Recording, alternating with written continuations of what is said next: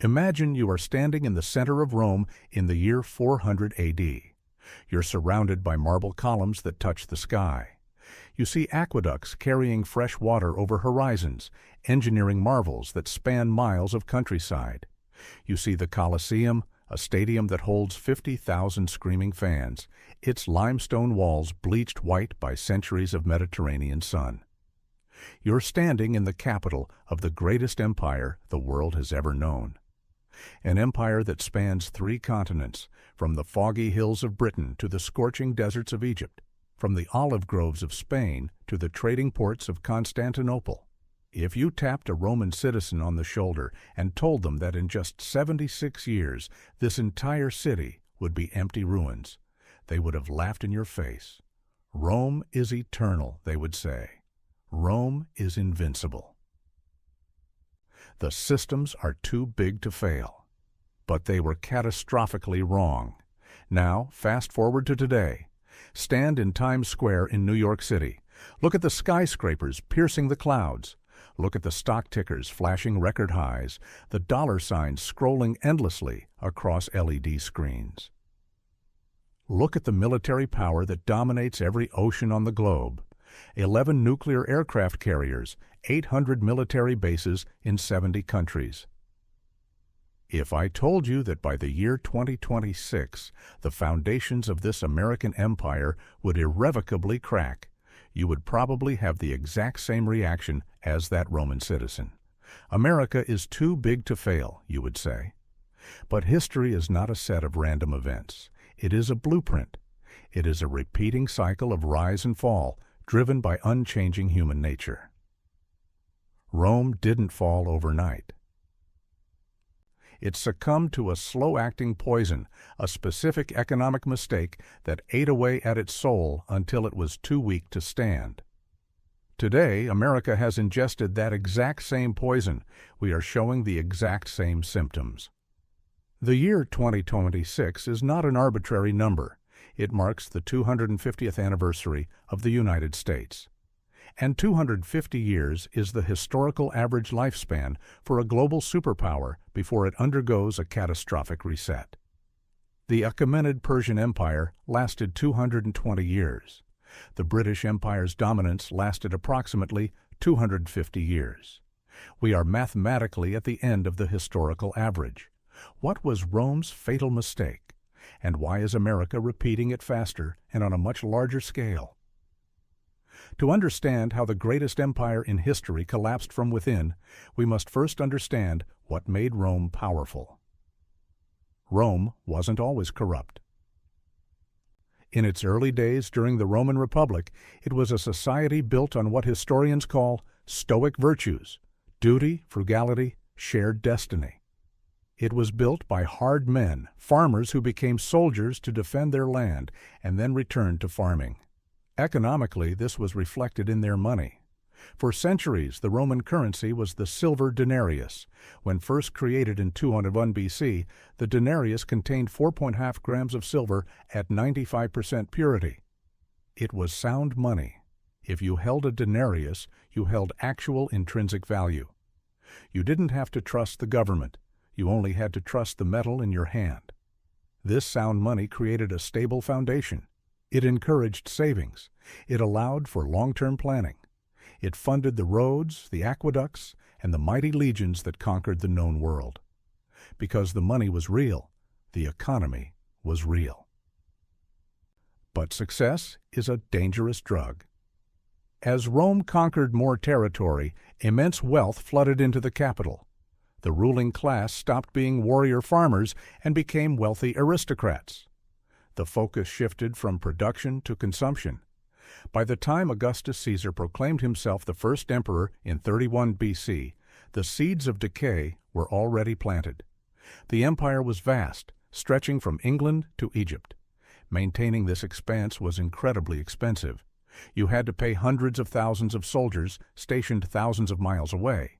You had to build and repair infrastructure across continents, and most importantly, you had to keep the population of Rome happy. This is where the concept of bread and circuses originated. To keep the massive unemployed population of the city from rioting, The emperors provided free grain and massive gladiatorial games. It was the ancient version of welfare and endless entertainment distraction. By the 2nd century AD, nearly 200,000 Romans received free grain every month, about 1/5 of the city's population living entirely on government handouts. All of this cost enormous amounts of money. The gold and silver looted from conquered nations began to dry up. The expenses of the empire started to outweigh its income. Rome had a budget deficit. Now an emperor has two choices when faced with a deficit. He can cut spending or raise taxes, the hard choices that make people angry. Or he can choose the easy path, the comfortable lie that leads to catastrophe. The emperors chose the easy path. They decided to mess with the money. It started slowly. Around the year 64 AD, Emperor Nero faced a financial crisis. Rome had just been devastated by the Great Fire, which destroyed 10 of the city's 14 districts. Nero needed more money to pay his debts and fund his lavish lifestyle, including the construction of his enormous golden house. He came up with what seemed like a brilliant idea. He gathered up the silver denarius coins, melted them down, and mixed in a small amount of cheap base metals, like copper. He then reminded the coins.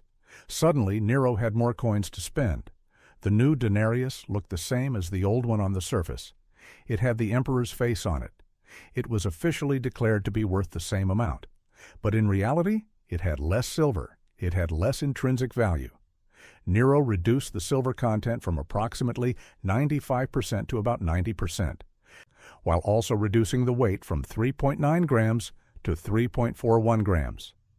This was the ancient version of money printing. Nero had just debased the currency. At first, nobody noticed. The party continued. Roman citizens went to the markets, bought their bread and olive oil, attended the gladiatorial games. The coins jingled in their purses the same way they always had. The silver still glinted in the sunlight. Life went on, but there was a problem. The money changers knew. The merchants who handled thousands of coins daily knew. The silversmiths who tested the purity knew. Trust in the currency began its slow erosion.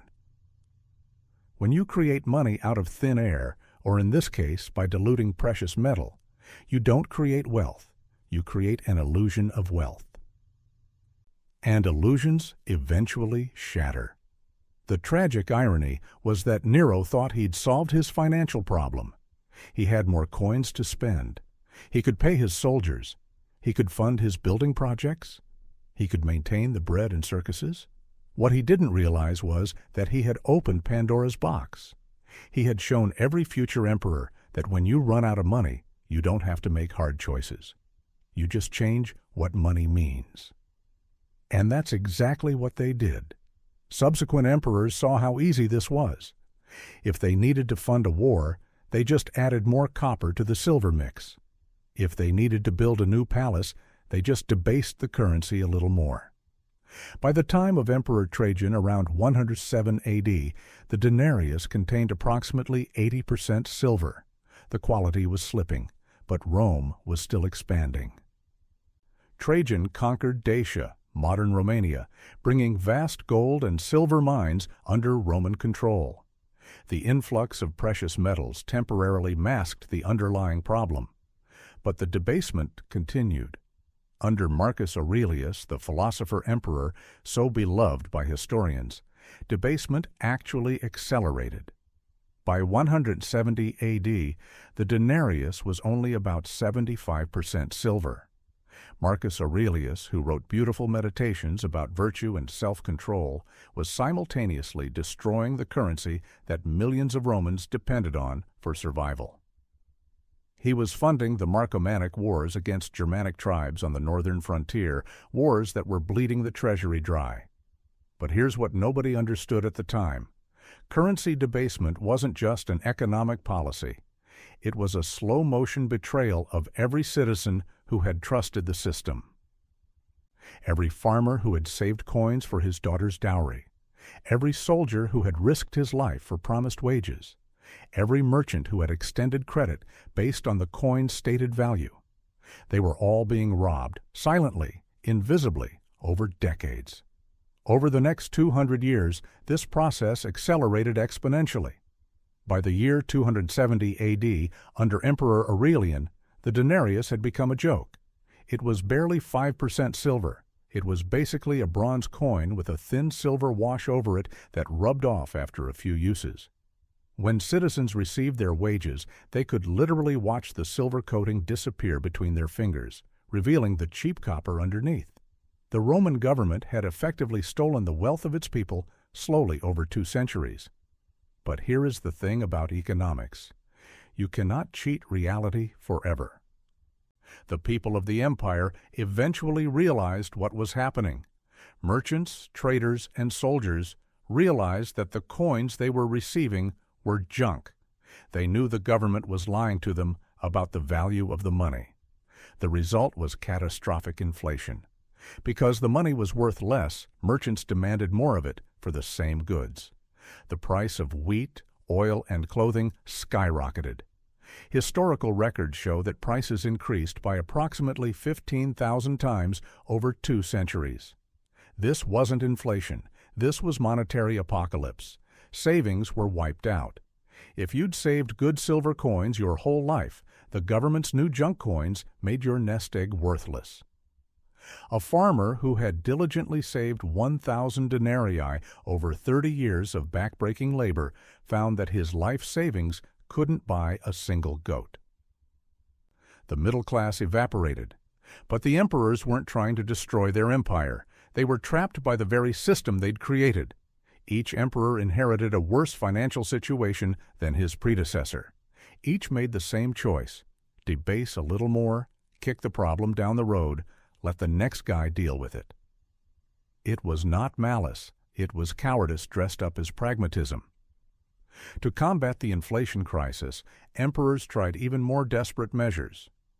Emperor Diocletian issued the edict on maximum prices in the year 301 AD.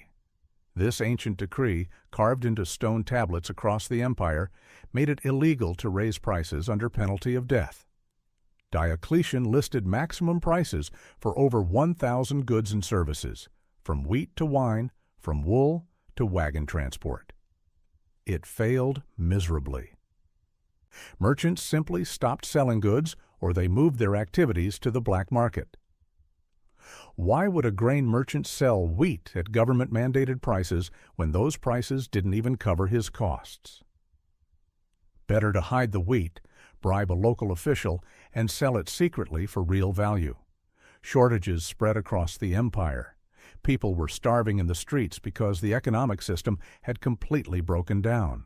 The soldiers on the frontiers, realizing they were being paid in worthless metal, began to mutiny. They abandoned their posts. They cared more about survival than defending a capital city that was robbing them. A legionnaire stationed on the Rhine frontier received his monthly wages and discovered he couldn't even buy a decent meal with them. Why would he risk his life fighting Germanic barbarians for fake money? And that's when everything changed. This is the crucial point. The barbarians didn't break through Rome's walls because they were suddenly stronger. They broke through because Rome was weaker. The financial rot had destroyed the social contract. Why fight for an empire that pays you in fake money? Why produce goods for a system that punishes savers? When the money dies, trust dies. And when trust dies, the empire dies. The Visigoths sacked Rome in 410 AD, not with a bang, but with a whimper. They walked into a hollow shell of a once great civilization. The mighty walls were still standing. The aqueducts still carried water. The roads still connected distant provinces. But the heart had stopped beating. The economic lifeblood had been drained. By 476 AD, just 76 years after that hypothetical Roman citizen in 400 AD would have laughed at predictions of Rome's fall, the Western Roman Empire officially ceased to exist. The denarius, which began as 4.5 grams of 95% pure silver, had devolved into a worthless bronze token with 2 to 5% silver content. This decline wasn't natural. It was engineered by successive Roman authorities who chose short-term financial gain over monetary integrity. Rome's fatal mistake was believing that the laws of economics didn't apply to them because they were Rome. They thought they could cheat the system by diminishing their currency and that the rest of the world would just accept it forever. But economics doesn't care about your history. It doesn't care about your military might. It only cares about trust. And trust, once broken, cannot be rebuilt with coins that lie. Now let us turn that mirror toward ourselves. Just like Rome, America began with a currency backed by hard assets. For decades after World War II, the U.S. dollar operated under the Bretton Woods Agreement, signed in July 1944 by 730 delegates representing 44 allied nations. This agreement established the dollar as the world's reserve currency, with every dollar backed by gold at $35 per ounce. Foreign governments could exchange their dollars for actual gold from Fort Knox. This discipline helped build the greatest industrial engine in human history. Just like Rome, America became the undisputed global superpower after a massive global conflict, World War II. We became the world's policeman. We established military bases in vast corners of the globe. We became incredibly wealthy, shifting from a nation of hard-working producers to a nation of high-consuming debtors. And just like Rome, we reached a point where our ambitions outweighed our wallet. Starting in the 1960s, the pressure began to mount. We were fighting the Vietnam War and launching the Great Society programs simultaneously. Gold was draining out of the U.S. Treasury as foreign nations demanded payment. So in 1971, President Richard Nixon did exactly what Emperor Nero did. He closed the gold window. He declared that the U.S. dollar was no longer convertible into gold. In that instant, the U.S. dollar stopped being a receipt for reality and started being a fiat currency. Its value was now based entirely on faith in the United States government. We switched from the silver denarius to the copper coin. Since 1971, the debasement of the U.S. dollar has been relentless.